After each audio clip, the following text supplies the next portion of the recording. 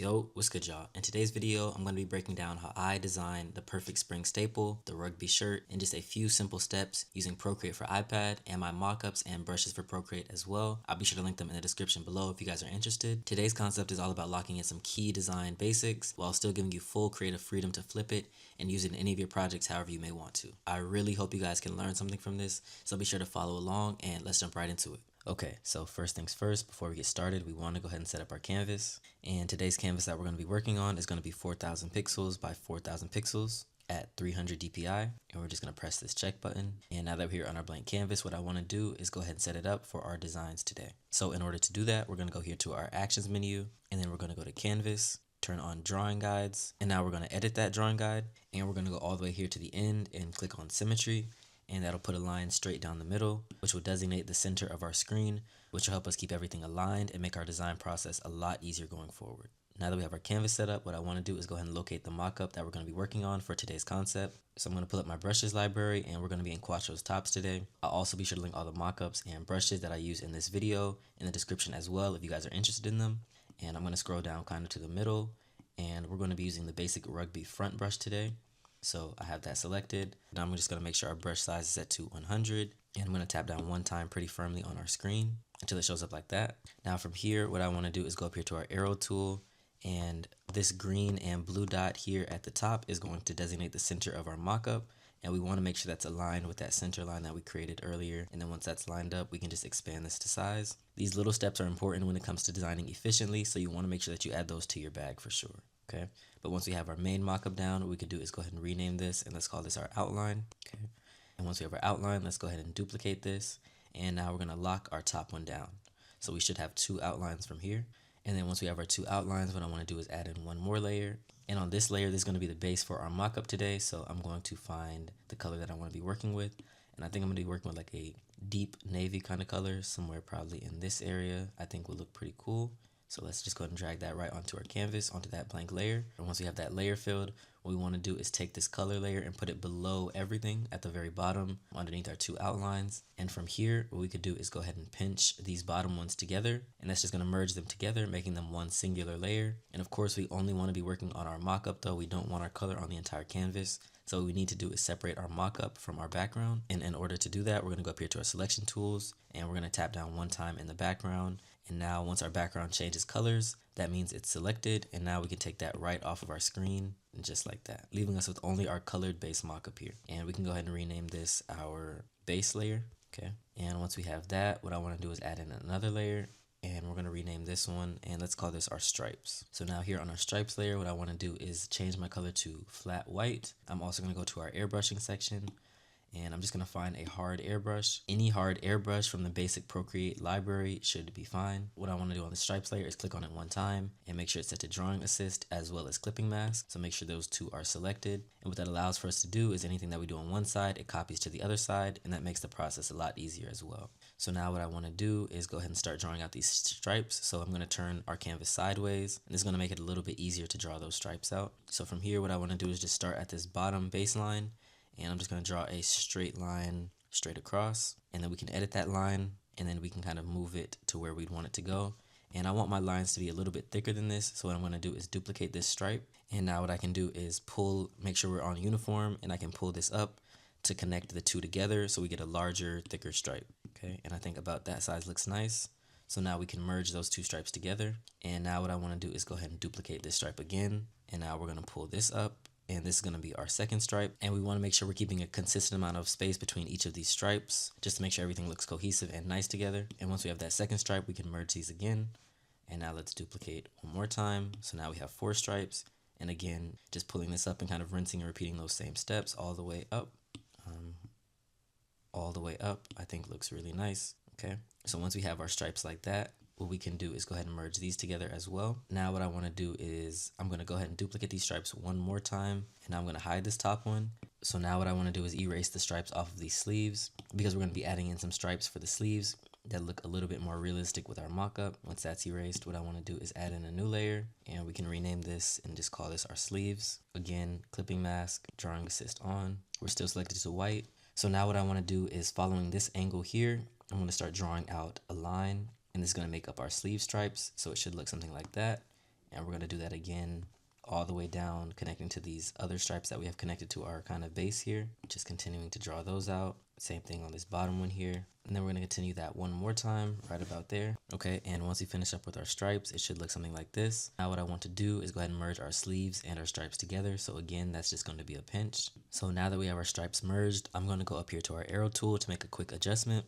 And here I am on freeform, and I'm just going to pull up slightly right about there, just so the stripes fill up a little bit more space on our mock-up here. Okay, I think our stripes are looking really good. I'm going to go ahead and erase this inner area here because there would not be any stripes on the inside of our collar. Erase this off of the collar as well. And now once we do all of that, we should have a mock-up that looks something like this. So going through our layers really quick, we have our outline, we have our stripes, and we also have our base color. So from here, if we wanted to change out our base color, you know, we could definitely do that.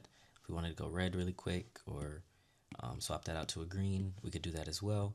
But I think our blue is looking pretty good so far. So we're going to keep pushing forward. Now we're going to add in a new layer. And this layer is going to be where we start adding in some of our text and designs. So I'm going to go up here to our actions menu, and then I'm going to go to add, and we're going to add in some text. So let's go ahead and pull up our keyboard. And for the text, I'm just going to type out a number. So I'm going to go with 85. And we want to make sure that we edit this style and switch out our font. And the font that we're going to be using today is called Athletic. It's one of my favorite fonts. And we're also going to make sure that this color is selected to a kind of bright red that I think will contrast really nice off of that blue and white. Probably somewhere in this area I think will look cool. Let's go ahead and expand that out and make that pretty large and place that right about there. Once we have that number set, I want to add in another design right here on this side. So for us to do that, I'm going to take a quick trip to Google, and I just typed in crest design free, and I found this crest design image, free download on FreePic, this gold symbol. So what I want to do is just go ahead and save this to my photos. Okay, so I'm going to go back to my photos, insert photo, and then I'm going to go ahead and pull that up. Once we have it imported to Procreate, what I want to do is go down here to fit to canvas. And if we look at this, it's obviously very grainy and very low quality. So I'm going to show you guys a quick trick for how to get the most out of an image that is low quality. We're just going to duplicate this image that we imported, and we're going to go to our layer style options, which is going to be clicking on this N button here.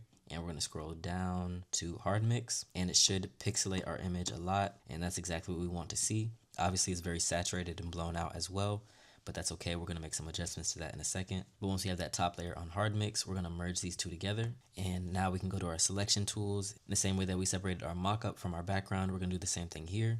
So let's go ahead and click on our background one time until our background changes colors. And then from there, we can just drag this right off of our screen. And that should leave us with just this very blown out neon yellow. So in order to change that, I'm going to click on it one time. We're going to select Alpha Lock. So I'm going to find a nice calm goldish color, and I'm just going to start coloring in all over our design. I think this goldish mustard color looks really nice. So I'm going to drop this down to size and place this right about there. Okay. I think that looks really nice so far.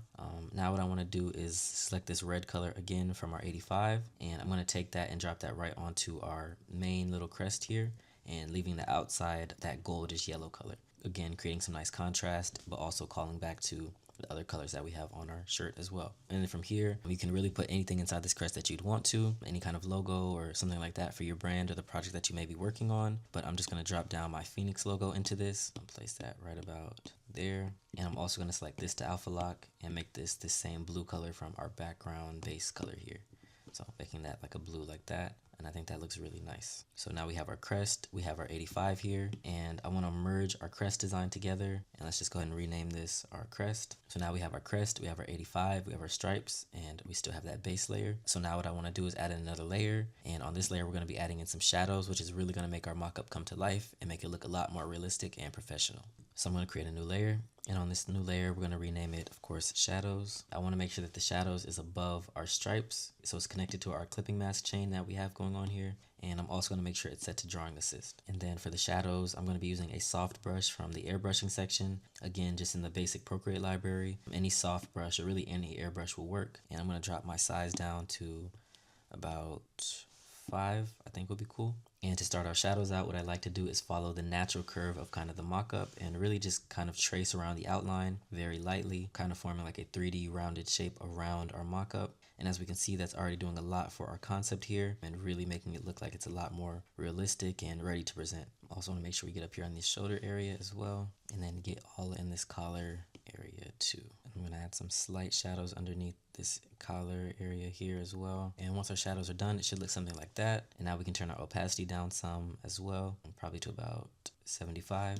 Okay, and I think this is looking really nice, and I think our shadows look great, but our designs here look a little bit flat, so we're gonna make a quick adjustment to look a little bit more realistic with our concept for today as well. In order to do that, what we're gonna do is go ahead and merge our two designs together, and then we're gonna duplicate them. And on this top duplicated layer, we're going to go ahead and click this to alpha lock, and I'm gonna go here to our brushes again and make sure our color is selected to black, and I'm just gonna black out our designs until they look like that. Now what I want to do is go ahead and take this off of alpha lock and drop it below our colored ones. So they should be kind of like hidden now, but they're right underneath our colored ones. And we can go to our arrow tool and drag down slightly to create a nice little drop shadow effect off of our patches and designs here. So we're just going to pull that down until that looks nice. I think right about there looks cool.